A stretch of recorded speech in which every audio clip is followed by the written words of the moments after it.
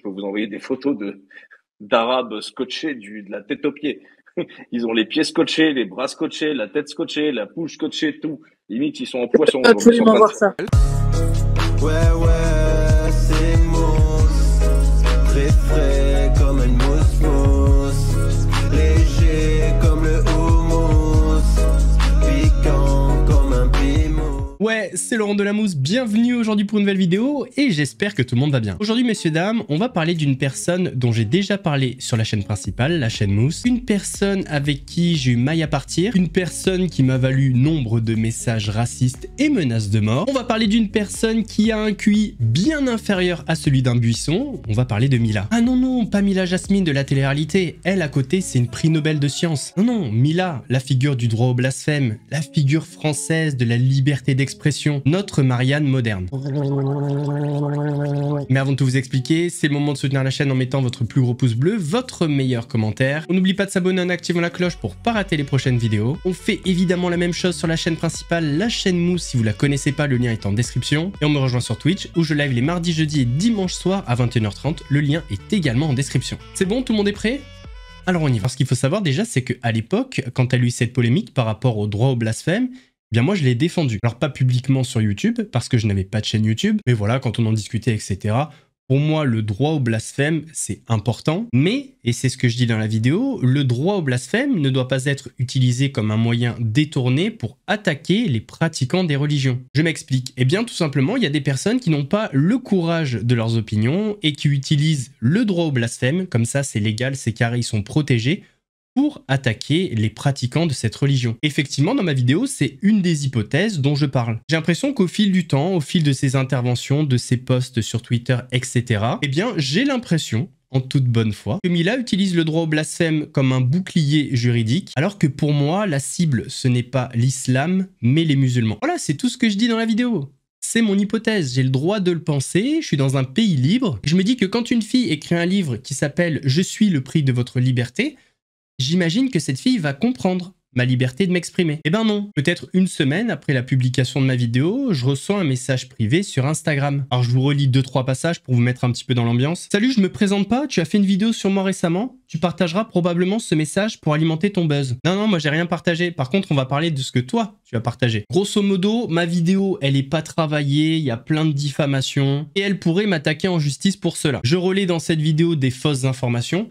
Notamment, à la fin de la vidéo, je faisais une petite boutade sur le fait qu'à un moment donné, elle a vendu des culottes. Donc, ce serait une fausse information et ça reviendrait à du harcèlement. Mais on reparlera de cette info un petit peu plus tard et on parlera de harcèlement. Et elle termine sur ces phrases qui, pour moi, sont des menaces. Et si cette vidéo reste en ligne, tu peux compter sur moi pour faire en sorte que ces actes frauduleux te suivent. Je prends la peine d'en discuter avec toi plutôt que d'envoyer cette vidéo à mes avocats et à des personnes qui ne prendront pas de pincettes pour strike ta chaîne YouTube. Un petit peu déçu de la figure de la liberté d'expression. Dire que je l'ai défendu, dire que certains en ont fait la figure moderne de la liberté d'expression et que certains ont même osé la comparer à Charlie Hebdo. Quand je reçois les premiers messages, je clique sur le profil pour voir si c'est la vraie Mila. Donc là, je me rends compte que c'est la vraie et en regardant sa story, je me rends compte qu'elle a mis une story sur moi. Voici ce qui est écrit dans la story. « Salut, j'ai besoin de vous, je suis dépité. » Putain, imagine si elle disait « je suis député ».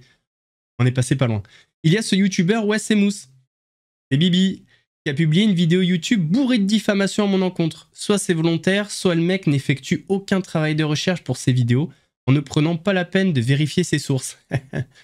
On va en reparler juste après. La vidéo est toujours en ligne. J'appelle au raid en commentaire sous sa vidéo. Signalement de masse pour harcèlement et intimidation et dislike. Si vous avez des contacts pour faire strike une vidéo YouTube, je prends. Je vais le signaler à Pharos. Si vous pouviez faire de même, ce serait top. Je suis à bout de nerfs en ce moment. J'essaie de garder la tête haute, mais quand je vois ça, je perds espoir. Donc moi, en fait, mon premier réflexe, quand je me rends compte qu'elle a mis une story comme ça, c'est d'aller voir ma vidéo. Et là, je me rends compte que je reçois une tonne de messages en commentaire, et c'est pas des personnes qui voulaient prendre de mes nouvelles. Là, j'ai vu débarquer un troupeau de clébards, parce qu'il n'y a pas d'autre mot, c'est des clébards, les mecs. C'est-à-dire qu'ils ont strictement répété ce qui était écrit dans la story de Mila. Aucune de ces personnes n'a regardé la vidéo. Donc ce qui était trop drôle, c'est qu'il y avait une flopée de mecs comme ça qui me demandaient de rentrer dans mon pays, parce que apparemment je suis pas dans mon pays, et me qualifier d'islamiste. Ah oui, il y en a un qui m'a dit de retourner manger mon soja devant Quotidien. Alors je vais peut-être vous décevoir, mais je m'appelle Laurent Michel Philippe. Voilà, je suis né à Toulon, en France. Je suis baptisé, j'ai fait ma communion et ma confirmation. Je déteste le soja, je suis un carnivore et je regarde pas du tout Quotidien. Ouais, parce qu'ils ont pas compris que Mousse, c'est juste un pseudo. Je m'appelle pas Mustapha ou Moussa. Là, c'est comme Squeezie. Et Squeezie, c'est pas son prénom. Tu vois? Donc moi, forcément, je lui ai répondu, mais j'étais très surpris par sa méthode. Donc je lui ai envoyé ceci. Bonjour. Du coup, je sais pas pourquoi tu t'affoles comme ça, j'avais pas vu le message. Donc en fait, tu veux lutter contre le harcèlement en appelant ta communauté à venir me harceler en commentaire. C'est pas mal. Je note le screenshot qui me paraît intéressant. Pour le reste, on en discute, hein. Il n'y a aucun problème, moi je suis ouvert. Après, tu trouves ça pas travaillé, bah écoute, c'est ton point de vue, il y a plein de gens qui trouvent ça bien. Après, moi je suis ouvert à la discussion, je sais pas pourquoi tu t'affoles là d'un coup. Et en fait, de nombreuses fois dans la discussion, elle dit que j'ai menti à plusieurs reprises dans la vidéo. Mais en fait, le seul moment qu'elle cite, c'est quand je parle de ces fameuses culottes. Parce que tout le reste de la vidéo, et vous pouvez aller voir et vérifier, ce ne sont que ses propos. C'est elle qui parle. Donc, je vois pas à quel moment j'aurais pu mentir. J'ai juste émis une théorie, ce serait que, pour moi, peut-être, elle utilise le droit au blasphème pour attaquer directement les musulmans. Mais ça reste que mon avis, il n'y a rien de diffamant, c'est la liberté d'expression, et je le fais en toute bonne foi. Mais j'ai quand même voulu insister sur la méthode qu'elle utilise. Après, concernant la culotte, écoute, écoute, si c'est une erreur, il n'y a pas de souci, je peux supprimer le passage. Par contre, pour le reste, je suis plutôt en mode, je raconte une histoire, donc je vois pas à quel moment j'ai été diffamant. Maintenant, vu que je vais suivre ton même principe, hein, tu as l'air d'être très attaché à la liberté d'expression, mais par contre, t'aimes pas quand les gens parlent sur toi. Donc là, direct, c'est avocat, etc. Donc, je te trouve complètement illogique dans ce précepte-là. Donc, je sais pas à quoi tu joues.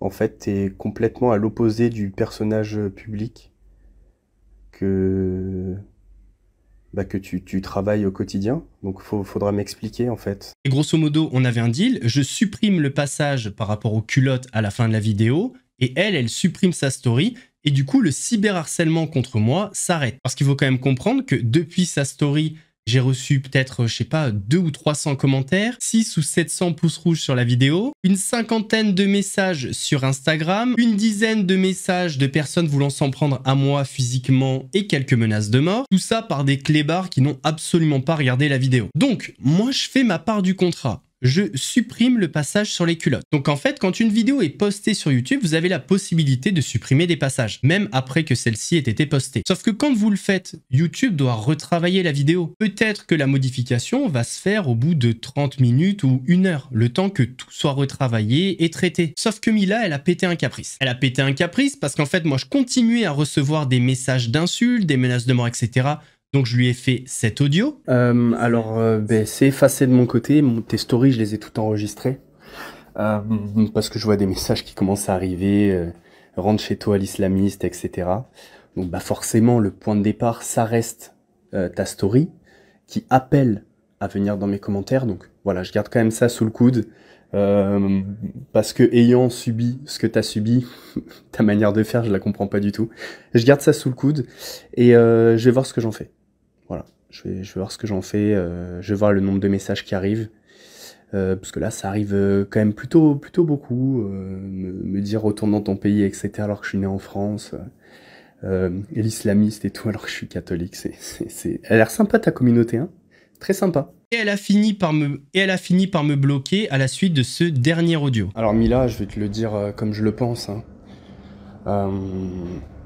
Réfléchis, s'il te plaît, utilise ta tête. T'as vraiment pas l'air con, vraiment utilise ta tête. Alors je retire, t'as vraiment pas l'air con. Parce qu'en fait, tu t'es battu contre le harcèlement, tu appelles au mien, et tu viens légitimer le fait qu'un mec me demande de rentrer chez moi, de dégager de France, me parle d'islamisme, alors que je m'appelle Laurent et je suis né en France.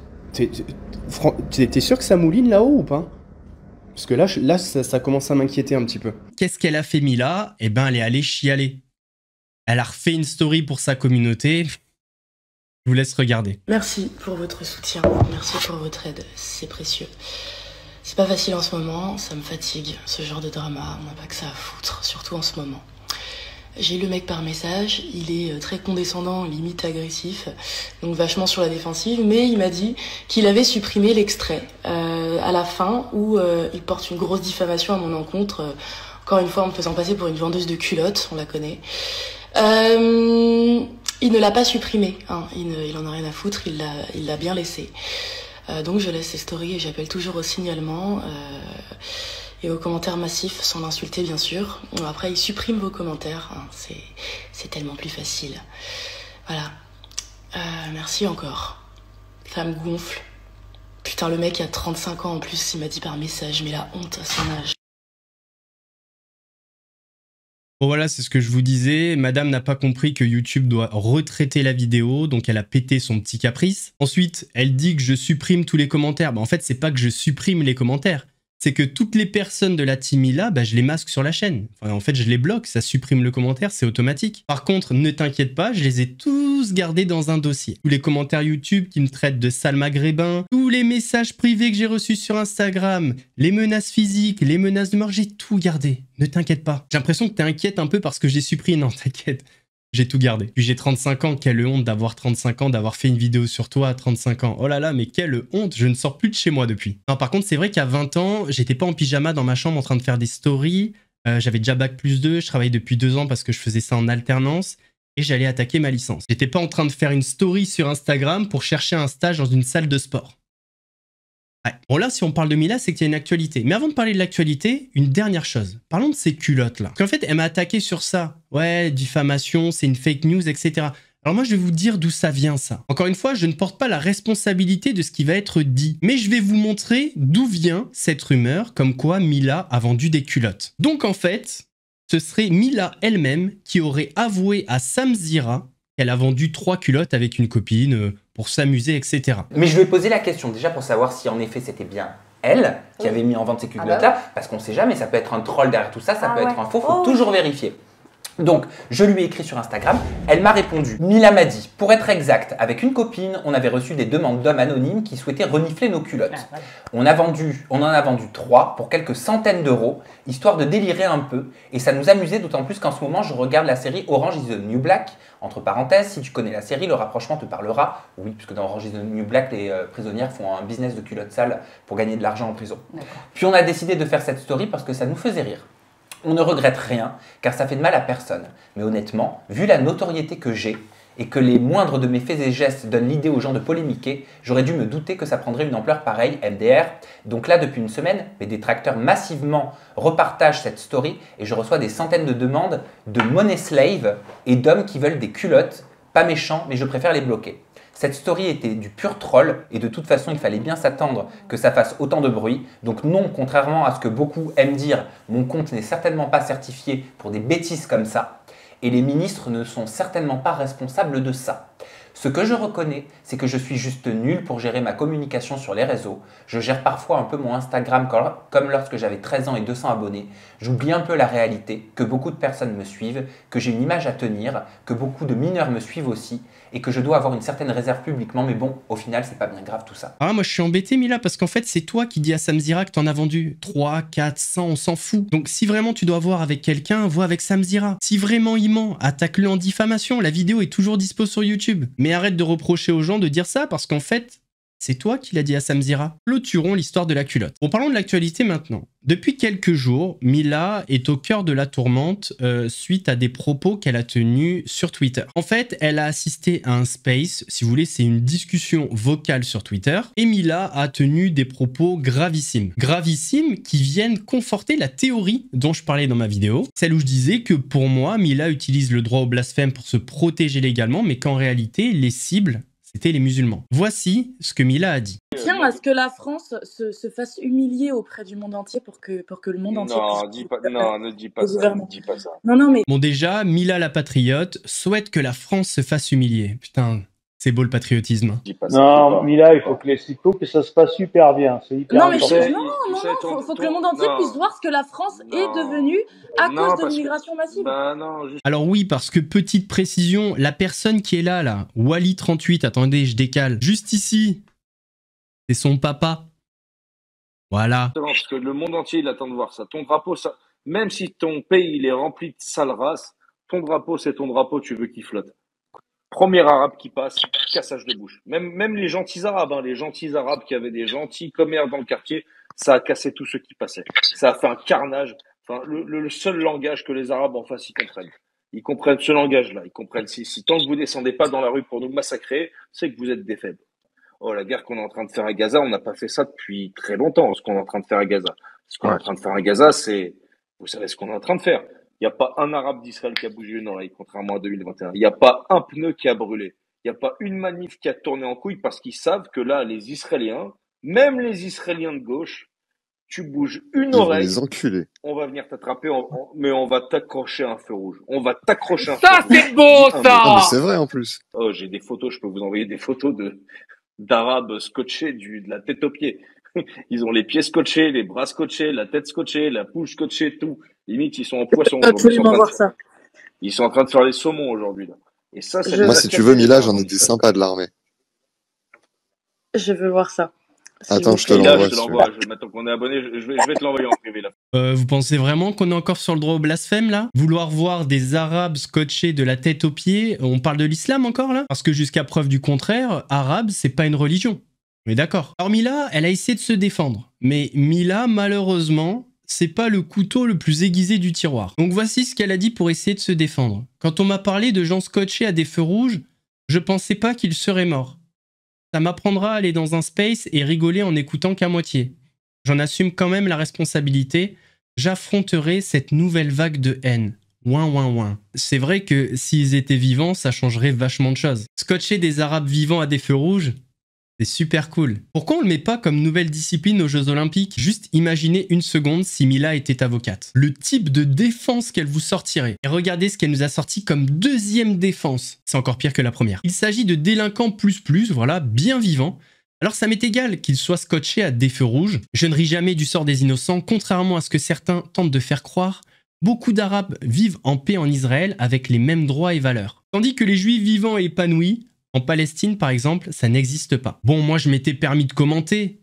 Avant, on avait les idiots des villages qui parlaient seuls au fond des bars. Maintenant, ils ont Twitter. Ça a vraiment été conçu à la va-vite sur le coin d'une table après une fête de famille bien arrosée. Alors pourquoi je dis ça? Parce que si on regarde derrière, en fait, c'est absolument pas écrit en hébreu. L'étoile qu'il y a là, c'est parce que c'est un sapin. Et en fait, l'image vient d'Ukraine.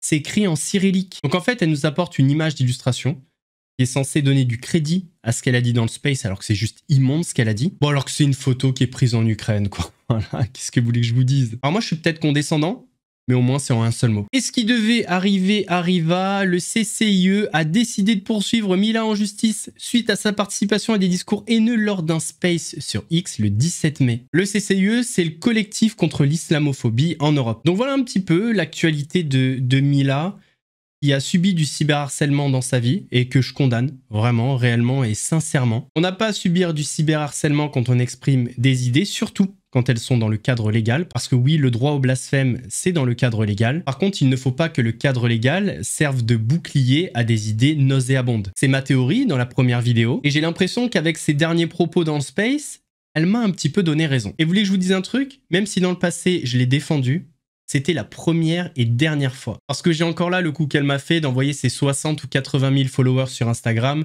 pour m'insulter en commentaire, me harceler, etc. Parce que oui, même si sur la sémantique, elle les a pas appelés à me cyberharceler, quand t'appelles une communauté de moutons à signaler, à commenter une vidéo qui est nulle, plein de mensonges, etc., tu te doutes bien qu'en commentaire, ça va être explosif. C'est bien dommage que Mila soit devenue comme les personnes qu'elle a fait condamner à l'époque. Allez Mila, apaise ton cœur. On arrive à la fin de cette vidéo, j'espère que la vidéo vous a plu, n'hésitez pas à me dire ce que vous pensez des propos de Mila, de cette affaire, et n'hésitez pas à me donner votre avis sur les histoires que j'ai eues avec Mila, ça m'intéresse un petit peu votre avis. N'oubliez pas de vous abonner à la chaîne sans oublier la cloche de notification pour pas rater les prochaines vidéos. On fait de même sur la chaîne Mousse, on me rejoint sur Twitch où je live les mardis, jeudis et dimanches soir à 21h30, le lien est en description. Nous on se retrouve la prochaine fois pour une nouvelle vidéo, en attendant prenez soin de vous, Laurent de la Mousse vous salue. Ouais, c'est Mousse, très frais comme une mousse, léger comme le houmous, piquant comme un bimous. Un gros lion te course, tu cries, t'as la frousse, j'arrive à la rescousse, regarde, ouais c'est Mousse.